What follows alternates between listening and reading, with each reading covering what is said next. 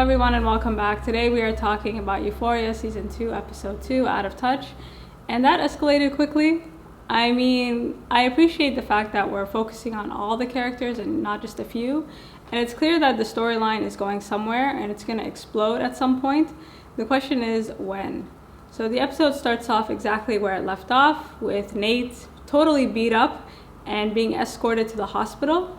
And this whole incident, I guess, made Nate realize that he's in love with Cassie. And his logic, like Nate really has the idea that he's a good person.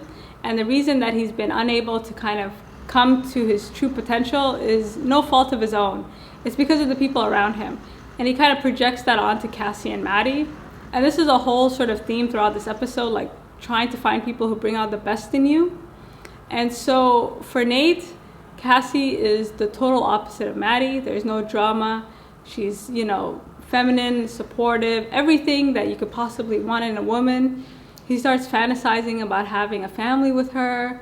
And it just gets to a point. His fantasies, unfortunately, are limited for two reasons. One, his father. So his father's sort of perversions risks the family entirely. So this is one. And second, Maddy and this disc, right? So it seems like Maddy has a copy of one of Cal's videos of him with Jules, and this is something that's kind of limiting his fantasies. And at one point during the hospital, I think he hears his father's voice and he kind of goes into like this panic, and he starts having all these flashes, and one of the images in his mind, or in the back of his mind, is Jules. Right, like he's kind of suppressed his desire for her to a point where, it's how that's gonna come out, I'm not really sure. But he kind of awakens to the sound of babies crying, and he's smiling, and he has this desire to start over, to, start fresh, and this kind of want to have a family is a way to prove that he'd do a better job than his father, right? Like, he's not a bad person. His father just kind of makes him a bad person. So this whole Nate situation has basically caused Cassie all kinds of depression. She doesn't eat, she doesn't shower, she doesn't change her clothes, she doesn't do anything essentially. And she's kind of losing her mind because on one hand she's trying to keep Nate. So we get more information about what happened that night in the bathroom. And he essentially told her, can you keep this a secret? And she said yes.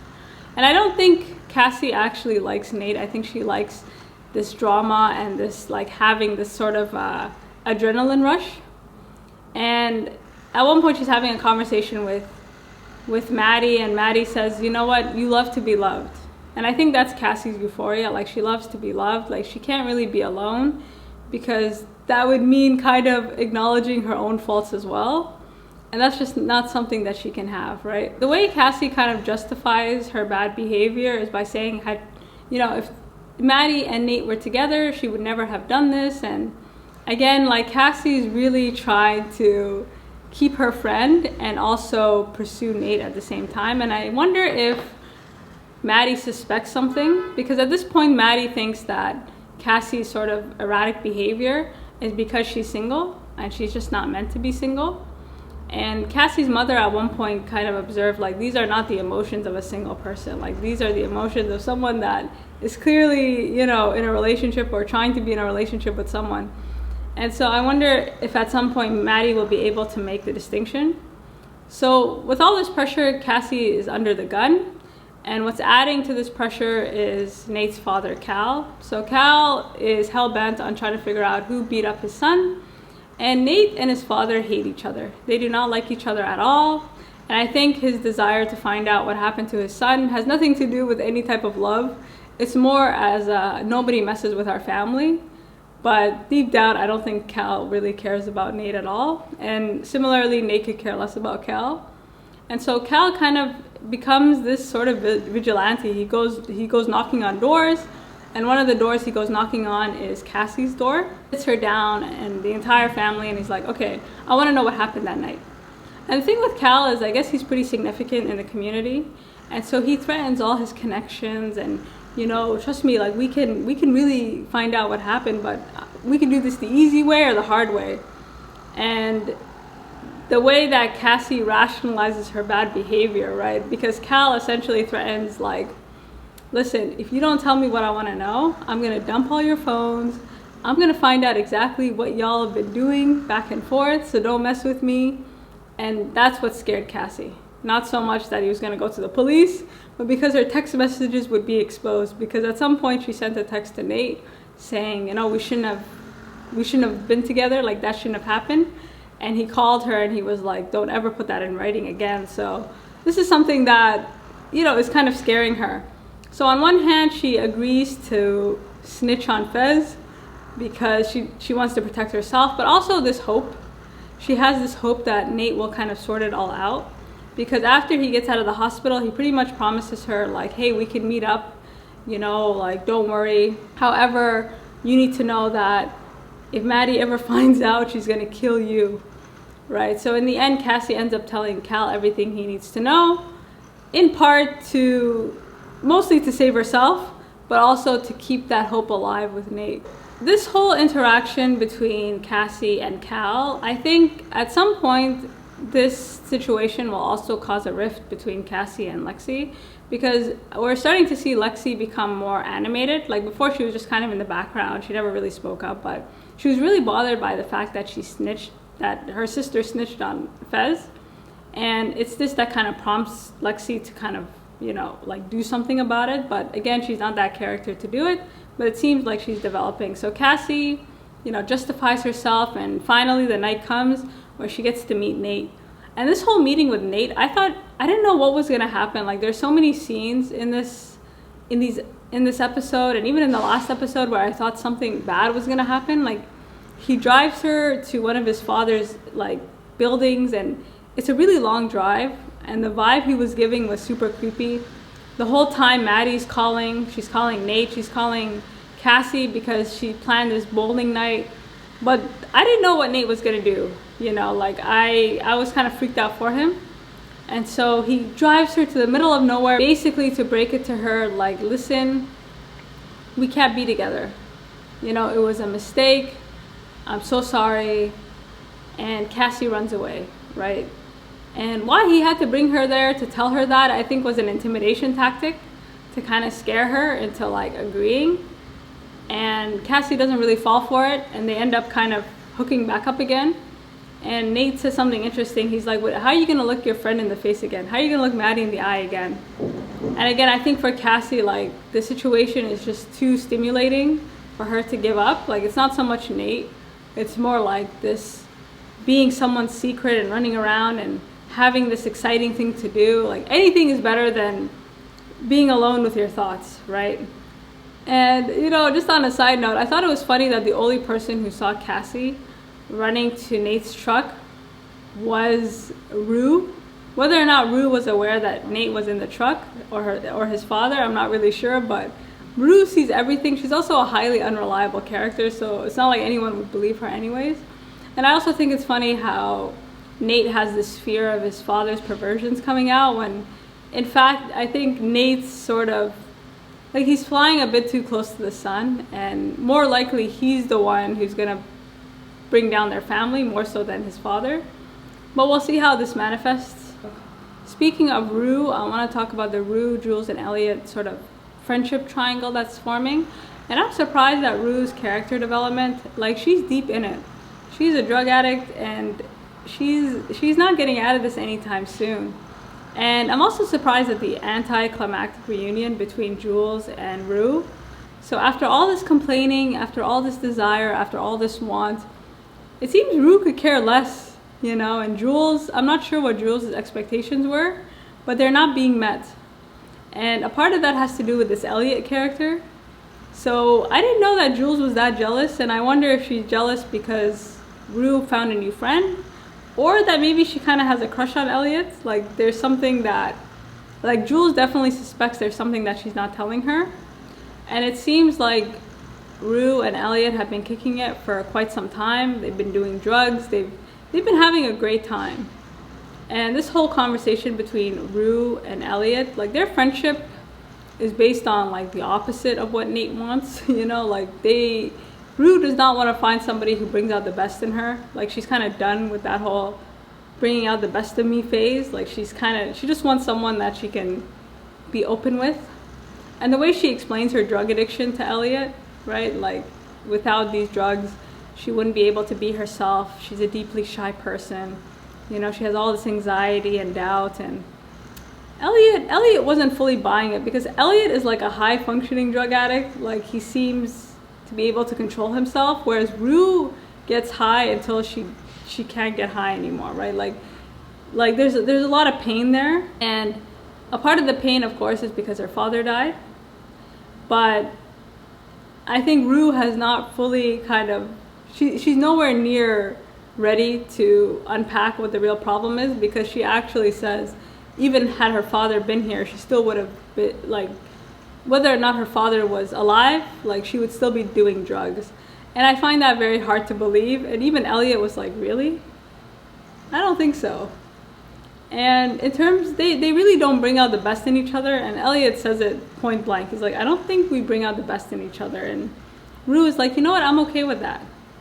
And what I got out of that is that she really doesn't care, right? Like she's really done, you know, at this point she's going through the motions. Like she has a very good act going on. Like she goes to AA, she has a sponsor, you know, her whereabouts can be accounted for.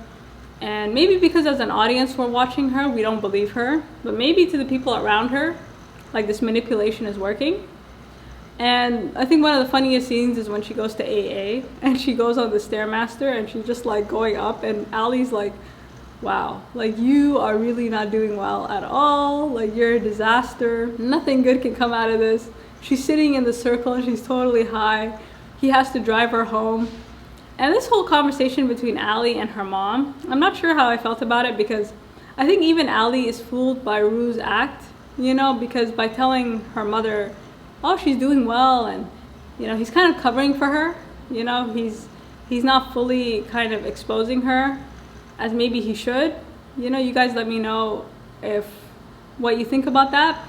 But I feel everyone's underestimating Rue. Like they're kind of, like Allie kind of sees her as a daughter, I think, like someone that he can kind of take under his wing and make better. But I think this might be causing some blindness. And her mom believed him, right? She's like, oh, that's so great, that's so fantastic. And again, that gives Rue a lot of room to get away with things that maybe she otherwise would not get away with. And Rue has the audacity at some point to text Jules and be like, hey, can I come over? Like, I'm not doing anything, or something like this.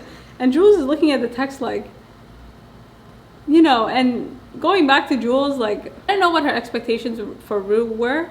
And even her father was like, are you sure this girl's a good influence? And I don't think she's a good influence on Jules at all, but I don't think Jules is looking for a good influence at this point. Maybe her sort of desire to be with Rue at this point is this kind of like, I give up, you know, like, I don't really care anymore. Like I wonder why, because I don't think Jules buys anything that Rue is saying or Elliot is saying. And Jules' experience with her mother, you know, she knows that Rue is not, she's clearly still getting high, you know, like she's not 100% with you.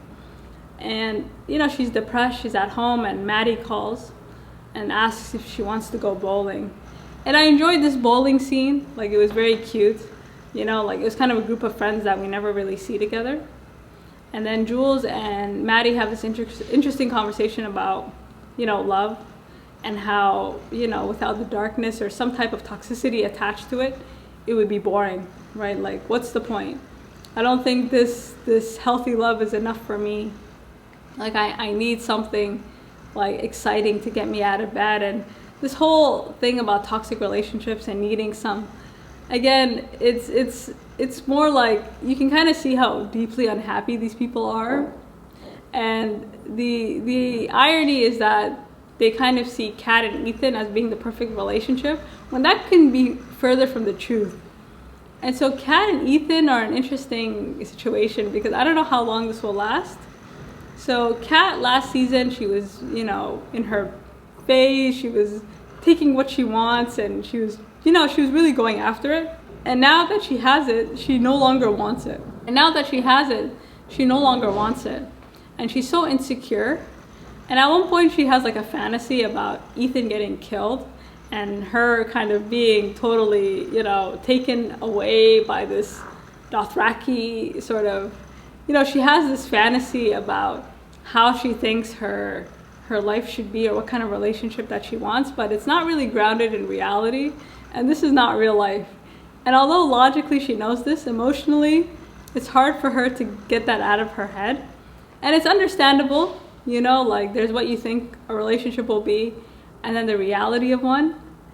And, you know, depending on your fantasies or like how your mind works, like nothing will ever make you happy. And so Kat writes down a list of pros and cons, and she realizes, you know what, actually maybe I'm the problem. And she gets so depressed at one point and so sad that she starts like fantasizing about, you know, all these perfect looking women telling her like, you can do it, you know, like fake it till you make it. And she's like, I wish my mental illness made me look like you. Like just kind of, because Kat, again, she's insecure, not just in terms of her relationship, but her body and how she looks. And she kind of has an idea of, and that's true for everyone, right? Like you look at people and you think, how could that person be sad, or how, based on what they look like, but this is not representative of anything that's going on inside of a person, right? And so Kat is losing it. And I think her, correct me if I'm wrong, but at the bowling alley, she looked different. Like she looked like she was kind of back in her phase that she was from last season, because she was dressed differently. They were taking pictures. I don't know, she looked like she really kind of got dressed to go to this bowling event. And Ethan was sitting there and he looked super disappointed. And I'm not sure, like, maybe he feels the same way as well. Like maybe there's some mutual kind of disinterest there. But right now we're only seeing Kat's perspective. So I think Kat is trying to make it work, and she's trying to get herself out of that fantasy mode. But we'll see. We'll see how that works out. Finally, we get to the ending.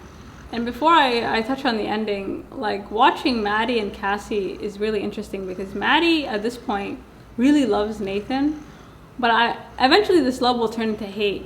And how that's gonna explode, I don't know. But because just watching Maddy, like she's still in the grips of that, you know, we're always endgame. Like she sees herself and Nate as endgame, but you know, once she finds out about Cassie, I don't think her idea, I think that's gonna change. So we get to this very explosive ending, and I was not expecting this. So the lead up to the ending was quite was very well done. So as soon as Cassie exposed Fez, Lexi was like, I have to do something, and she bikes over to Fez's place or Fez's store to, you know, try to tell him something. Like she goes over there with some type of intent, but unfortunately for her, Cal is also going the same way, and he spots her. And immediately he's kind of freaked out because he assumes that Lexi told Fez everything. And so he goes into the grocery store, and again, I thought for sure somebody was gonna get killed off, and I wasn't sure what Cal's plan was. You know, like he made it seem like he had a gun, he was going through the store. Fez didn't know who this man was. You know, he definitely did not know that this was Nate's father. So if Cal had been shot or something had happened, that would have been the end of Fez and Ash as we know it. So it seems like Cal was trying to create some type of tension, like he wanted a reaction from Fez. So he goes in, he asks about Gum, he's walking around. Faye is sitting there. And Faye, just a side note, like I randomly had a thought that maybe Faye was a cop. Because at one point she asks Fez if he killed Mouse. And I thought that was such a weird question to ask in the grips of her high. But Faye's a weird character. But I don't know, maybe she's undercover, maybe, I don't know what her intention is. But whatever it is, like, she doesn't sit right with me. But anyways, like this whole scene, like, I thought for sure someone was gonna get shot. Lexi looked like she wanted to piss her pants. Thankfully nothing happened, and by nothing I mean Ash didn't shoot him. And in that moment, he kind of reveals, like, I'm just a concerned father. And from there, Fez kind of understood, like, this is Nate's dad. And, you know, Cal leaves and he goes to confront Nate. And this whole Cal and Nate scene, like, I wasn't expecting it. It was very anticlimactic. Because Cal's face, like, you know, I don't know, I imagined it to be more explosive. Like, Cal had no words, right? And the power totally shifted. So Cal kind of confronts his son. He said, can you tell me why a drug dealer beat you up? And Nate's like, are you sure you want to have this conversation? And he kind of confronts him. He said, listen, remember that girl you had sex with who was underage? And he kind of exposes him, being like, I know exactly what you do. I know exactly what your perversions are. Don't try me. And Cal's face just drops, right? Like, he never imagined that his son would ever find out. And on top of that, you know, one of his tapes or one of his videos would be in the hands of somebody else. So now he's freaked out because he's wondering who knows the secret. Nate is just like, I'm not going to tell you anything. And I think that ending, like, in a moment you saw how Nate kind of took power back and Cal was just totally paralyzed, right? Like, there's nothing he could do. He couldn't talk back to his son. He had to tread carefully. And so that whole final scene of Nate just kind of like exposing his father like that and letting him know, like, I know exactly what you are, that kind of sent me. I was like, for real? Like, I don't know. I was shook. And this whole disc situation, I guess Nate is going to kind of dangle it in front of him for some time and be like, you think you know, but you don't. So again, Nate has this obsession with power and he sees himself as deserving of so many things, and the only person kind of standing in his way is his father. And it seems like he found a way to get rid of his father, at least for the time being. So you guys let me know what you think, and until next time.